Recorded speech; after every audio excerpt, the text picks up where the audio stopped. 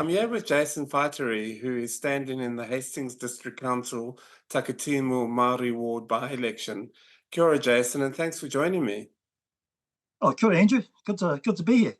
Yeah, good to see you again. It's been a long time. Now, Jason, you have stood for council before. Why have you decided again to do so? Yeah, good question.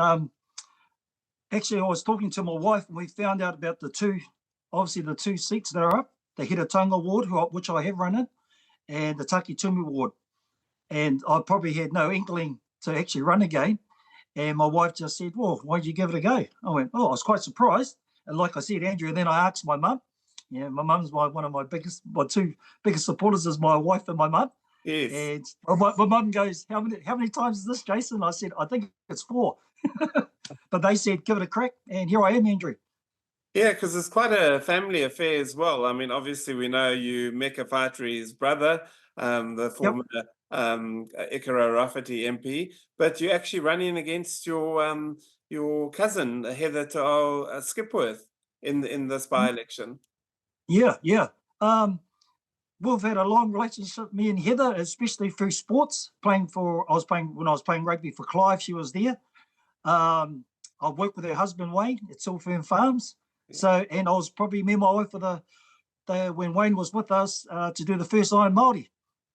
Okay. Back in 2009, I think. So okay. We have a long connection. Yeah, absolutely. But it's all fares in love and war, I suppose, eh? I suppose so. Yeah. Now, just give us a bit of your background. Obviously, you come from a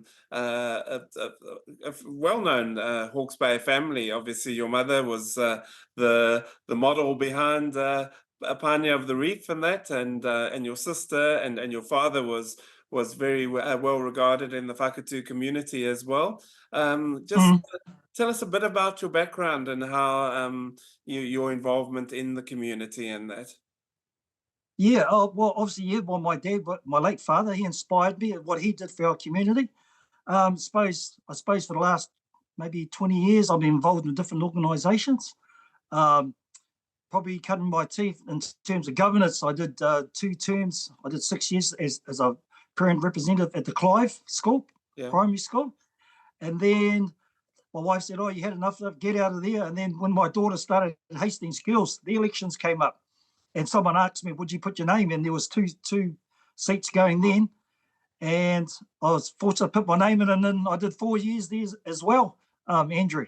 Yeah. So, 10 years of governance, I have a good understanding of governance. Just here, like you say, our small community, just more than recently, we had a bit of not a stoush, but we had with the Napier Port, bringing their inland port here. We've halted them, but I think they're still coming, Andrew. But we've got a tough little community, as you can imagine. We had the late Des Ranham, my cousin. He's lived next door to me. So it's probably for me my turn to step up for my community, and then obviously the wider community, Andrew. Okay. Yeah. And what are some of the issues you're going to be standing on? Well, where do we start? We could talk about what the government wants to do with this referendum around Māori seats. Yeah. But for me personally, I actually want to bring us, and I know our council, we've got a great mayor. We've had, we were one of before Napier to have Māori wards. So for me, it's actually what they are doing now. So hopefully we can embed it going forward if it comes to a referendum. So anything around Māori, our mātauranga Māori, our Māori knowledge, our Māori wisdom, those things are still in play in terms of our karakias. You see, they have open karakias at our meetings, blessing buildings and all that kind of stuff, that we actually still consult with Māori. So I'll be bringing that voice of our hapus and our marais that sit in the Hiratanga Hastings District to the council table if I'm elected. Yeah. Now, Whakatū, there was some effect of the cyclone on Whakatū and that, and your region and that. What did you see, and how do you think the recovery is going? Yeah. Well, I'll tell you, Andrew, we sit on the back of Naruroro Tuararo ki Rangatira, the awa. Yeah. I'm usually 50 metres from the awa. It went over that on that day, went straight over the flax, and then it came up to my back fence, Wow. and another 10, 20 meters, it was downhill. My house would have been gone, Andrew. Wow. So I was really one lucky and fortunate for me, because at my work I'm emergency response as well. So I shot over to Parkify.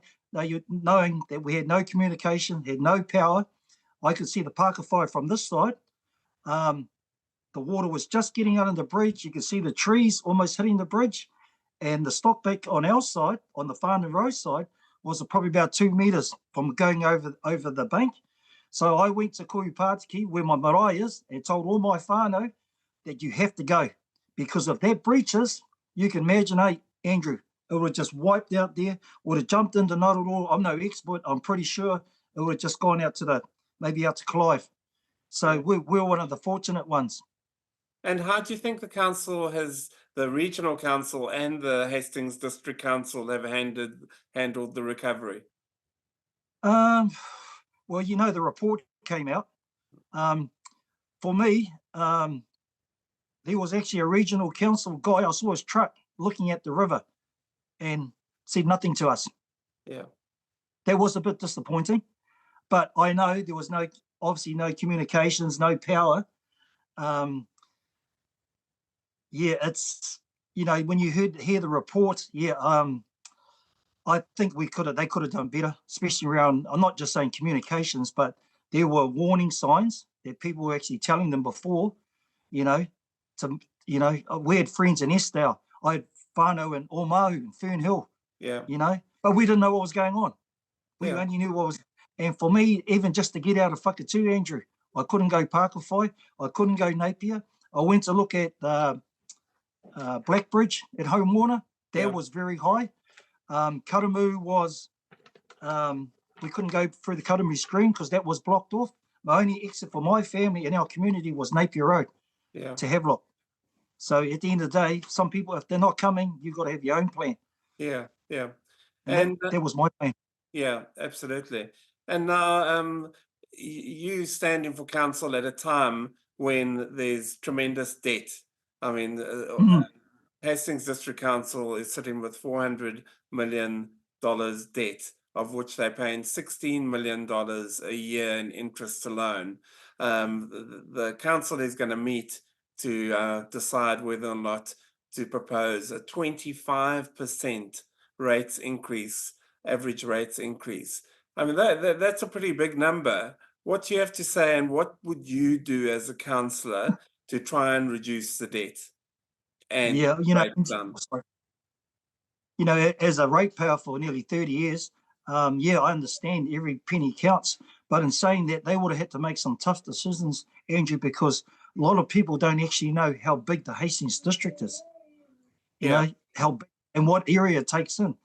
East Valley, Puketapu, all those little people don't realise, and if you how much we Hastings actually have to pay for all those services. So it's one of those. How do we? I'm not going to tell you, we need to save here, but for me, we have to make sure our infrastructure is sound, and to make sure that there are better communications when something like this happens for our communities to be safe, to feel safe.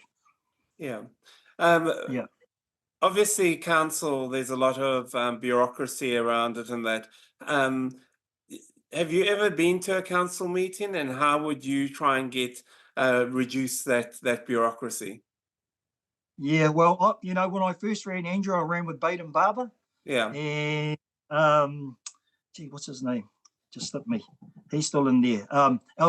We ran together the first time, and I asked him, how did it go? How does it run? There's a lot of lobbying in there, as you can imagine, Andrew.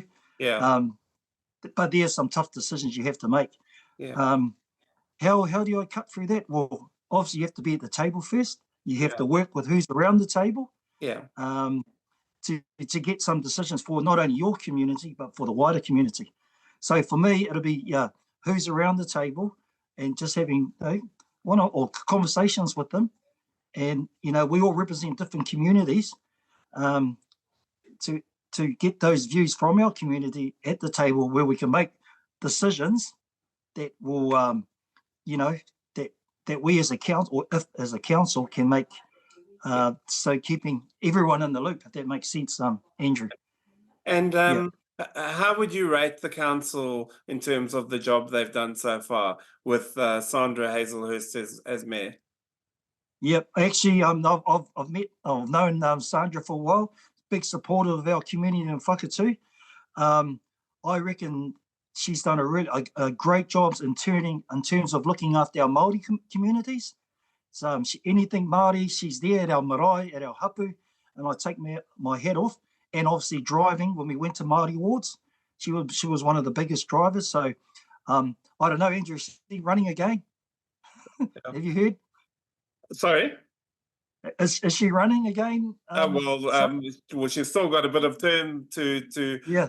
We'll find out if she's running at the end of the term, I'm sure. Yeah. But she's a very plus for our community. Yeah. Now you mentioned about the referendum on Māori wards and that, and you mentioned Baden Barber and that, and the Baden and the Ngāti Kahungunu believe that this is an assault on Māoridom. The number of different things that the government is doing, you know, sort of cutting back on services, changing names, that sort of thing.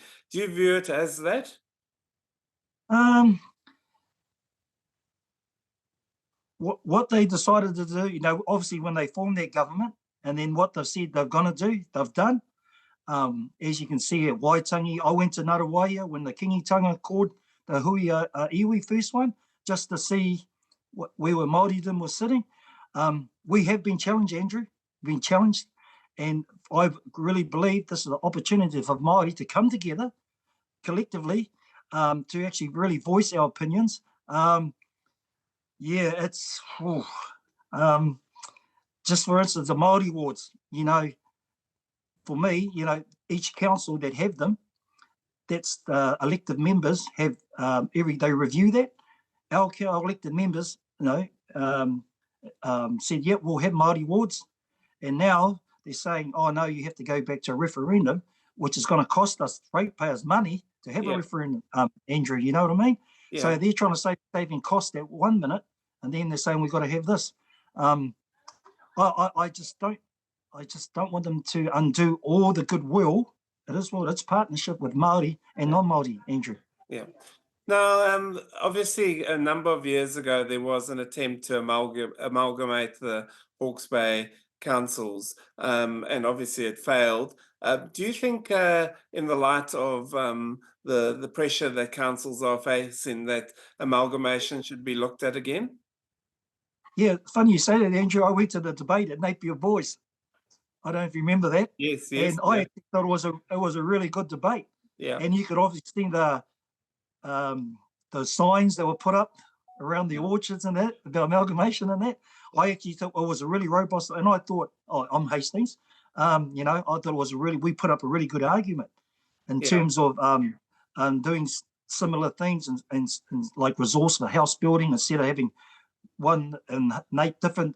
Just I could see the benefits if we did come together as a big council. Yeah. But at the end of the day, I kind of knew Napier wouldn't, because they say we got too much debt. So do you think it should be looked at now? Yeah, why not? Yeah. I reckon it should be revisited again. Yeah. Yeah. And now, Jason Whaitiri, why should people vote for you? Why should the voters of Takatimu Māori Ward vote for you? For me, Andrew, I want to advocate for our hapori, which is all our communities, our hapu and our marae in the Hastings District District. You know, I'm lucky I've got connections to most maraes around here. I've got mates that are businessmen like me. I know a lot of people, Andrew, government departments. I've been on board, so when I make decisions, and hey, I've been a referee for 15 years, Andrew, just got my blazer. Oh, and you know what refs are like, you know? Yes. Yeah. You got to make decisions, and some of them on the spot. Yeah, they reckon you're either, manage. You know, you'll be a good manager or technical. I like to think I'm a bit of both. Yeah. Okay. Yeah. Oh, excellent. Okay. Well, Jason Whaitiri, thank you so much for your time, and all the best in the by-election. Cheers, Andrew. Awesome. Thank you.